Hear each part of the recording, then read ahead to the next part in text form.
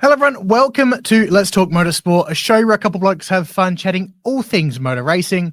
My name is Daniel, this is Alex, and what a weekend of motorsport, Alex. McLaren, first ever constructors title since 1998. Yes, we weren't even born. We weren't even born. Ivan was, but let's not remind him. He's old. He's not. What? He's not here, so he can put up we with can it. say whatever we want.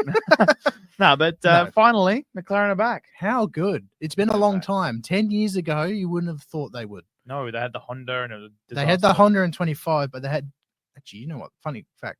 Kevin Magnussen debuted 10 years ago for Yes, McLaren. and had a podium Mm. that got ripped away from him. But even that car, that had a Mercedes engine. That was an awful car compared to what it is now. They've come a long way for sure It wasn't since terrible. Zach Brown took yeah, over. yeah. But what a season overall with Ferrari taking it really to the edge with McLaren. Unfortunately, well, not unfortunate for us, Red Bull weren't able to deliver this season. No. Due Well, to one of them certain could. reason. Yeah. Their fault. See, I reckon we should rename Red Bull to Max Verstappen because they're a one-car team. Yeah. Let's be Well, honest. after this race they were, because Sergio only Not even. did half a lap. Yep, half of that. Um, More next- than I thought he kind of would. Yeah, it was a pretty entertaining race actually, from start to end. Try that again. From start to end. Yeah, pretty entertaining race. We had obviously some action at turn 1 on lap 1 with Max Verstappen taking out Oscar Piastri, who then got a 10-second penalty. Max did for that incident, and then a couple laps later, Oscar Piastri accidentally hit Franco Colapinto. Yes. Which Which I'm still damaged- shocked that he didn't get any damage. Colapinto had some Colapinto power had- unit issues And a puncture. and a puncture, but that McLaren must be a Nokia. Yeah, bulletproof. Sponsored by Nokia, probably, because that thing. It's nice to see an F1 car though withstand some hits. Yeah. Because that's one thing that does bother me. It's bothered me for years. Is they're so brittle and fragile that you've said one it. little love tap. You've ends said it the throughout the race. year how fragile they are, and how you always got annoyed by it. I still do. Mm. I think that's why I always prefer top 10 racing. Mm. Tin top, sorry. Tin top, yeah. 10 top racing, not top 10. 10 top racing over Formula cars because You can damage you them. can Well, look at bump, NASCAR, for bump and example. whatnot. And yeah, NASCAR's the king of that. Yeah. They're all just made out of fiberglass. So, but yeah, no, the race was really enjoyable to watch. We had some shocks. I thought Pierre Gasly was going to get a podium at one point, He was really close, and then he started to fall back, and unfortunately. he's actually done the $0 damage year. Oh, there you go. He completed a whole year as the only driver, I think maybe not ever, but at least this year, to not have a single cent worth of damage. Cheapest driver on the grid. Literally, yeah. Actually, yeah, you're right. But he'd be getting paid mid-table-ish. yeah. And he had no damage. So, yeah. Well, makes he sense. did. Got to give credit to him though. He's really come alive in the last 5 races, like you said. I think Alpine full stop. Mm. Like they were stone dead last this year at the start. Absolutely, yeah. They were like a second behind the last car. They were racing against RB when it came to who had the slower car. Yeah, but they were still a and second then- behind them. Yeah, and then they really just came alive, which was really cool to see. Summer break, I think they had a big Mm. up. Well, they had, I think, earlier when what's his name took over. Oh yeah, we don't know French names. No, we had his name literally. The guy who was with. Hang on. Yeah. Long story We short, know who it he is. got rid of at least 300 staff members Mhm. in the summer break, and it kind of has shown. Like I got to say, there has been some improvement in the team, and I'm very excited to see what next year is like for them, especially 26 actually when they go to Mercedes Power. That will be Yes. cool. Yes. Um, Well, speaking of Mercedes power, McLaren has shown that they Yes. can win. I'm repping the shirt today, as you can see. yeah, and the first win since '98, which is also when they used Mercedes Power as Yes. well.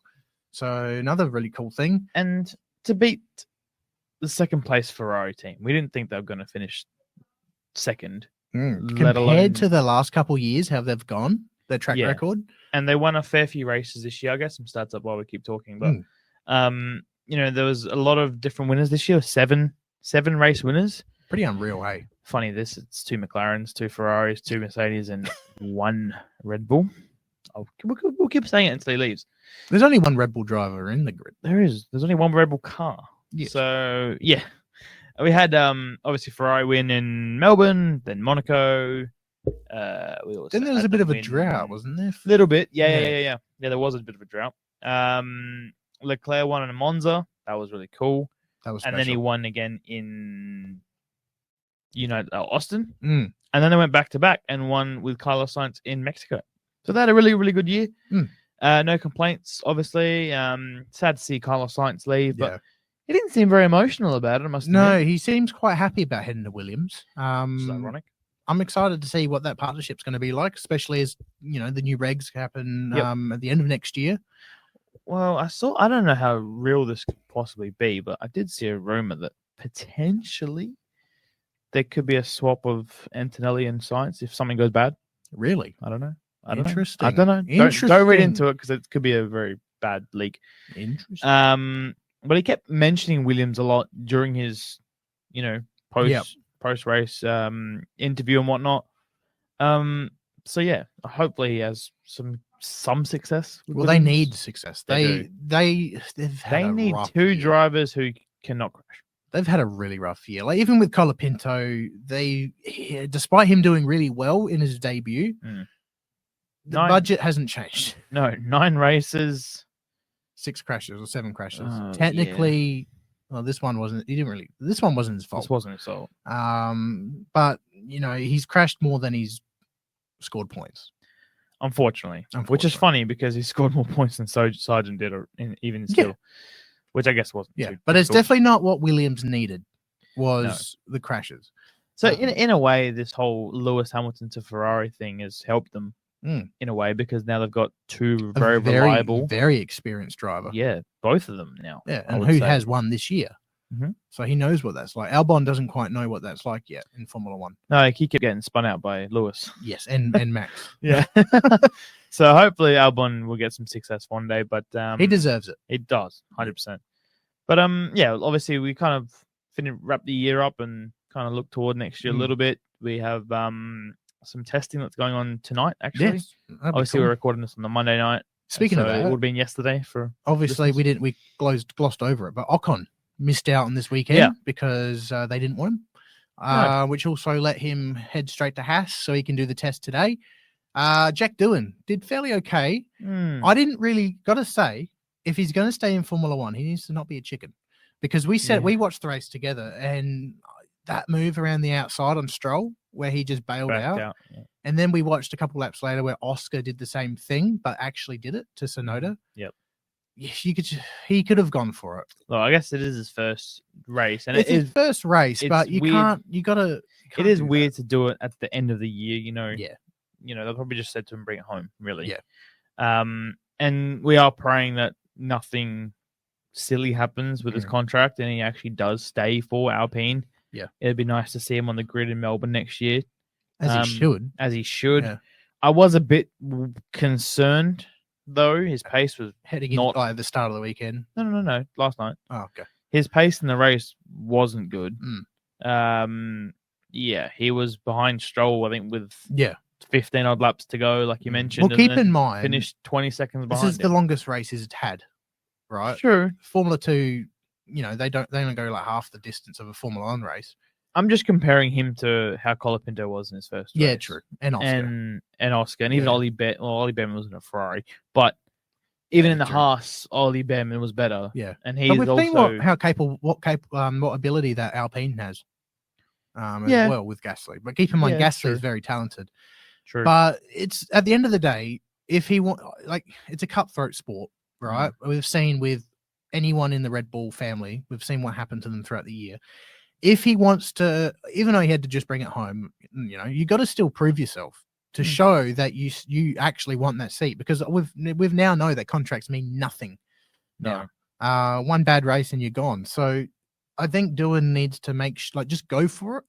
Easy said than done. We're not Formula One drivers. No. But you know what I mean? Like you could tell, like you could have gone for that move. True. And maybe there was a tire differential and he just didn't want to fight another battle, but it's a good lesson to learn. We'll for see. Next season. Let's just make sure it's in the grid for next year Absolutely. first. Go from there. But speaking of other teams, look, Liam Lawson, they've got in some trouble. RB, didn't a pit stop where they didn't even do the do the nut. No. That was really concerning. Yeah, it was concerning, but also weird how he just kept driving what looked like a full pace for the whole lap. Even though the wheel's going, the wheel was not on properly. Then I don't know what happened at the end of the race. He had an engine issue. Which was on the last lap. Really disappointing. I mean, he was 17th anyway. He was nowhere. He was nowhere, but at least you got to see some fireworks. Yeah, but in the back of his car and the front, and in the sky. But it's really interesting to still see that seat hasn't been confirmed. I mean, let's be honest, it should be his. It's going to be his. Or is it not? We'll talk about that in soon, but let's quickly just gloss over the rest of the race. Yeah. McLaren, huge shout out to them, obviously. Yes. Oh, unbelievable. Lando won the race from pole. He actually led the lap.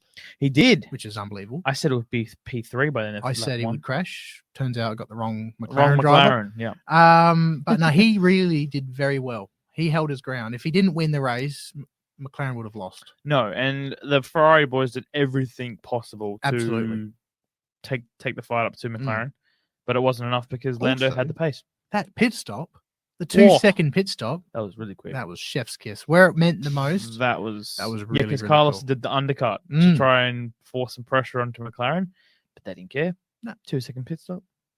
Love it. Whatever. Speaking of pit stops, Lewis is better get used to not having good ones. Yeah. Ferrari, strategies as well. Non-existent strategies. Few 3.5 second, 4-second stops, and Lewis had a 2.31, I think it was. I think Ferrari's issue is the consistency. They don't have it. No, it seems like they have improved on that, which is good. They are getting better, which I'm happy about. He will hopefully come in and fix things. I must admit, I was a tad concerned with Leclerc's body language at the end, greeting Lewis. Yeah. And even the question about him. See, I don't think he's very happy about it. I make it just more like just because he's just defeated. Like he's in that moment I reckon he's just he's in his head. Yeah. And I'm sure Lewis has experienced that too. Like 2007, for example, where he lost the title on debut. Or even 2021. 21, yeah, absolutely. Similar mental state. Because if you think about it, Leclerc did absolutely everything he could. Last to third. Unbelievable, right? And to still lose, like you even heard on the radio how upset he was. Like he was not. He happy. Was very into it. Look, let's hope that there's no issues next year with the pair. Let's run through the results and we'll just wing it as we go, like we usually do. Lando Norris was the victor, obviously. Carlos Sainz in his final race for Ferrari was second. Charles Leclerc third. Lewis Hamilton all the way up from 16th, I think it was, to fourth, with a last lap pass on his. Now not his teammate, George Russell. Verstappen was in sixth after his 10-second penalty for taking out Piastri. Pierre Gasly, we talked a lot about, was in seventh. Hülkenberg in his last race for Haas was eighth. Fernando Alonso was ninth. Oscar Piastri did manage to salvage 1 point. Alex Albon was close to the points in 11th. Yuki Tsunoda was 12th. Zhou Guan Yu found some pace toward the end of the year, was 13th. Lance Stroll was 14th. Jack Doohan was 15th. Magnussen, who unfortunately had a tangle with Bottas. That was a pretty gnarly crash. Nothing to do with Magnussen. No, not his fault. Was he the fastest lap holder at the end? He still was, yes. Very good. Bottas. No point though. Yeah, well, that's a stupid rule. We said that last night actually too. It is weird. You think that they should have a point regardless? It doesn't matter. It's just 1 point. Sargent could have got 1 point. Could have. Didn't. It wasn't going to anyway. But that shunt with Bottas, really unfortunate to see. I'm surprised he still finished. Magnussen, that was a decent hit. Broke the front right of Bottas's car and didn't even scratch. I'm surprised Bottas actually made it into pit lane. Well, he was going slow, I guess. True. But speaking of non-finishers, we had Liam Lawson, Valtteri Bottas, Frankie Colapinto, and Sergio Perez, who didn't even do a lap.